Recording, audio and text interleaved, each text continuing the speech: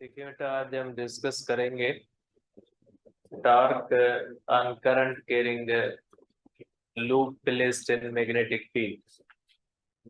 हम इससे पहले दो चीजें डिस्कस कर चुके हैं। एक चीज हम ये पढ़ चुके हैं कि अगर कोई भी चार्ज है वो किसी भी मैग्नेटिक फील्ड के अंदर अगर आती है तो मैग्नेटिक फील्ड उसके ऊपर फोर्स लगाती है, और उस फोर्स का बिहेवियर भी हम पढ़ चुके हैं कि वो फोर्स किन चीजों पे डिपेंड करती है, किन फैक्टर्स पे डिपेंड करती है, वो चीजें हम पढ़ चुके हैं। उसके बाद हमने लास्ट टाइम पढ़ा कि अगर कोई भी स्ट्रेट कंडक्टर है, स्ट्रेट कंडक्टर को किसी भी मैग्नेटिक फील्ड के अंदर अगर हम रखेंगे और स्ट्रेट कंडक्टर से अगर पास कराएंगे करंट, तो स्ट्रेट कंडक्टर के ऊपर फोर्स लगेगी, जिसका भी हमने फार्मूला पढ़ा था कि वो फोर्स जो होगी वो equal to BIL sine theta के होती। तो ये चीजें हम पढ़ चुके हैं बेटा।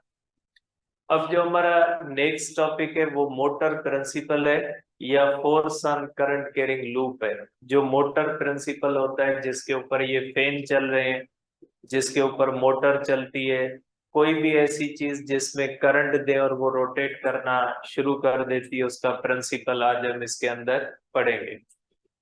तो इसको पढ़ने से पहले हमें पहले पढ़ना होगा। क्या कर रहे हैं बेटा? क्या कर रहे हैं? किस मकसद के लिए आप आए यहाँ? अजीब इंसान है, फिर आने की जरूरत क्या थी, आए क्यों? तो देखें, अब इसको पढ़ने से पहले हमें थोड़ा एक टॉपिक जो है वो माइंड में लाना होगा, जो हमने फर्स्ट ईयर के अंदर पढ़ा था, टार्क ऑफ कपल का। तो पहले टार्क ऑफ कपल पढ़ते हैं, क्योंकि इसका प्रिंसिपल जो होता है वो इसके अंदर इस्तेमाल होता है बेटा। देखें, तो सबसे पहले हम पढ़ते हैं बेटा टार्क ऑफ कपल बेटा। देखें, टार्क ऑफ कपल क्या होता है। देखें, कपल का मकसद होता है बेटा, कपल का मकसद होता है set of two forces equal in magnitude but opposite in direction. दो ऐसी फोर्सेस जिन्हें इक्वल इन मैग्नीट्यूड हो बट अपोजिट इन डायरेक्शन हो, तो हम कहते हैं कि वो दोनों फोर्सेस जो होती है वो कपल फॉर्म करती है। अब ये टार्क ऑफ कपल क्या होता है बेटा? देखें, इसको थोड़ा ध्यान से समझें कि सपोज करें ये हमारे पास बेटा एक रॉड है। इसको, इसकी लेंथ आप कह लें कि इस रॉड की जो लेंथ है, इसको आप कह लें कि ये रॉड, इसकी लेंथ L है बेटा। ठीक है। अब इस रॉड को हमने एक्सिस के अंदर फिक्स कर दिया है बेटा।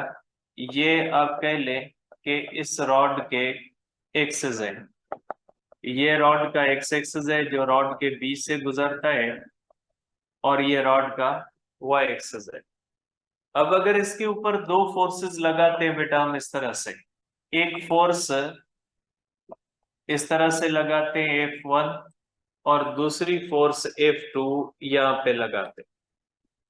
अब ये दोनों फोर्सेस इस तरह से हैं कि F1 is equal to F2। दोनों का मैग्नीट्यूड तो सेम है, लेकिन दोनों की लाइन ऑफ एक्शन सेम नहीं है। इसकी लाइन ऑफ एक्शन ये है और इसकी लाइन ऑफ एक्शन ये है। ठीक है। और इन दोनों की लाइन ऑफ एक्शन के दरमियान ये जो डिस्टेंस होता है इसको हम कहते हैं D। ठीक है। अब ये जो फोर्स होती है बेटा, ये इसको इस तरह से रोटेट करवाती है, ये टार्क इस तरह से पैदा करती है, और ये फोर्स इसको इस तरह से रोटेट करवाती है, ये टार्क इस तरह से पैदा होता है। इसमें दो टार्क पैदा होते हैं, ये इस तरह से टार्क पैदा होता है, ये इस तरह से, और ये इस तरह से घूमना शुरू कर देती है। तो ऐसा टार्क जो दो ऐसी फोर्सेस की वजह से पैदा हो, जिनका मैग्नीट्यूड तो बराबर हो लेकिन लाइन ऑफ एक्शन सेम ना हो, अपोजिट डायरेक्शन हो, तो ऐसा जो टॉर्क होता है इसको हम कहते हैं टॉर्क ऑफ कपल बेटा। टॉर्क ऑफ कपल का मकसद होता है ऐसा टॉर्क जो दो ऐसी फोर्सेस की वजह से पैदा हो जिनका मैग्नीट्यूड इक्वल हो बट डायरेक्शन क्या हो, अपोजिट हो, तो उसको हम कहेंगे टॉर्क ऑफ कपल बेटा। देखें, अब अगर हम देखते हैं तो आप कह लें कि ये पोजीशन 1 है बेटा, इसको आप कह लें कि ये रॉड की पोजीशन 1 है बेटा। तो पोजीशन 1 के ऊपर आप देख लें बेटा, पोजीशन 1, देखिए बेटा ये हो जाएगा पोजीशन,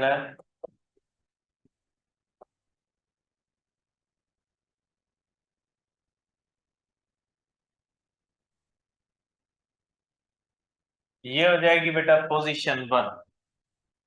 अब ये जो टॉर्क ऑफ कपल होता है ना बेटा, इसका फार्मूला ये होता है, टॉर्क ऑफ कपल का जो है वो फार्मूला आप कह सकते हैं कि टॉर्क ऑफ कपल का फार्मूला ये होता है बेटा,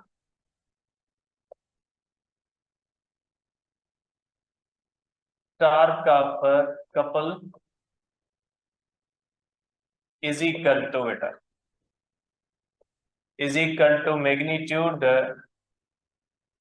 of any one force multiplied by perpendicular separation between two forces बेटा। ठीक है, दोनों फोर्सेस के दरमियान परपेंडिकुलर सेपरेशन। अब देखिए बेटा, एक फोर्स इस तरफ लग रही है, एक फोर्स इस तरफ लग रही है, ठीक है। अब इन दोनों के दरमियान परपेंडिकुलर सेपरेशन जिसको हम कहते हैं डी, आल्सो परपेंडिकुलर सेपरेशन को आल्सो कहा जाता है arm of couple, arm of couple बेटा। तो आप इसका फार्मूला लिख सकते हैं, torque is equal to force into d बेटा, इस तरह से लिखते हैं। अब यहाँ पे बेटा दोनों फोर्सेस हैं, दोनों फोर्सेस का मैग्नीट्यूड एफ के बराबर है, इक्वल है, तो किसी भी एक का मैग्नीट्यूड लेंगे, तो एक का मैग्नीट्यूड मैंने लिया, और यहाँ पे दोनों फोर्सेस के दरमियान सेपरेशन जो डी है, d is equal to length है, लेंथ ऑफ द रॉड है। यहाँ पे दोनों फोर्सेस के दरमियान सेपरेशन कितनी है बेटा, सेपरेशन डी जो होती है वो लेंथ ऑफ द रॉड के बराबर होती है, ठीक है। अब आ जाते हैं पोजीशन 2 पे। सपोज करें इस रॉड ने ऐसे मूव कर लिया बेटा, आप इस तरह से कहें कि सपोज करें बेटा ये जो रॉड है इसने ऐसे मूव कर लिया बेटा। अब रॉड जो है बेटा पहले इस तरह से थी, अब रॉड घूम गई इस तरह से बेटा, ये रॉड इस तरह से हो गई बेटा, ठीक है। पहले ये रॉड इस तरह से थी बेटा, अब ये रॉड जो है वो जाहिर सी बात है इस फोर्स ने इस तरह घुमाया, इस फोर्स ने इस तरह घुमाया, अब ये रॉड आ गई बेटा पोजीशन 2 पे, इसको हम कहते हैं बेटा पोजीशन 2। अब देखिए बेटा ये फोर्स वही एफ इसी तरह से लग रही है, F1 इसी तरह से लग रही है, और F2 इस तरह से लग रही है बेटा, ये F2 है और ये फोर्स F1 है बेटा, ठीक है। अब आप देख सकते हैं ये इसके एक्सिस ऑफ रोटेशन है। अब बेटा ये जो एक्स एक्सिस है ना इसके साथ इसकी ये सेपरेशन है बेटा। अब ये जो है ये एक्स एक्सिस के साथ सम एंगल पे मूव कर गई, ये रॉड पहले ये ऐसे थी, अब ये रॉड घूम के ऐसे आ गई, मीन्स अपनी इनिशियल पोजीशन से ये कितनी एंगल घूम गई है बेटा, अल्फा। तो अब आप कहेंगे कि बेटा ये जो होती है ये सेपरेशन है, आप कहोगे ये सेपरेशन है। अब ये सेपरेशन लेंथ के बराबर तो नहीं है, ठीक है। ये जो सेपरेशन होगी ये बराबर हो जाएगी डी कॉस अल्फा के, क्योंकि इसके दो कंपोनेंट बनेंगे, ये बनेगा साइन अल्फा और ये कंपोनेंट कौन सा बनेगा, डी कॉस अल्फा। तो ये जो कंपोनेंट बनेगा डी कॉस अल्फा, तो जैसे जैसे रॉड इस तरह से घूमती जाएगी डी अल्फा बढ़ता जाएगा। अल्फा बढ़ता जाएगा तो डी कॉस अल्फा क्या होता जाएगा, डी कॉस अल्फा कम होता जाएगा। अगर डी कॉस अल्फा कम होता जाएगा तो दोनों फोर्सेस के दरमियान सेपरेशन क्या होती जाएगी, कम होती जाएगी। आप इसको इस तरह से देख सकते हैं, जैसे फॉर एग्जांपल ये रॉड है, इसके दरमियान, दोनों के दरमियान ये सेपरेशन है डी। जब रॉड इस तरह से घूम के आ गई बेटा, इस तरह से जब रॉड इस तरह से घूम के आ गई तो दोनों फोर्सेस के दरमियान सेपरेशन कम हो गई।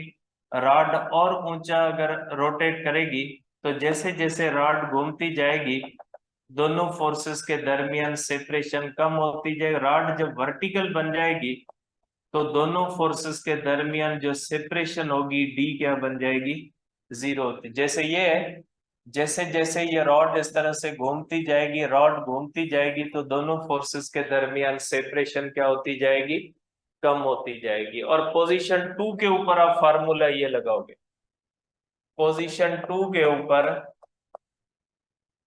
पोजीशन 2 के ऊपर आप फार्मूला लगाओगे, torque is equal to f d cos alpha.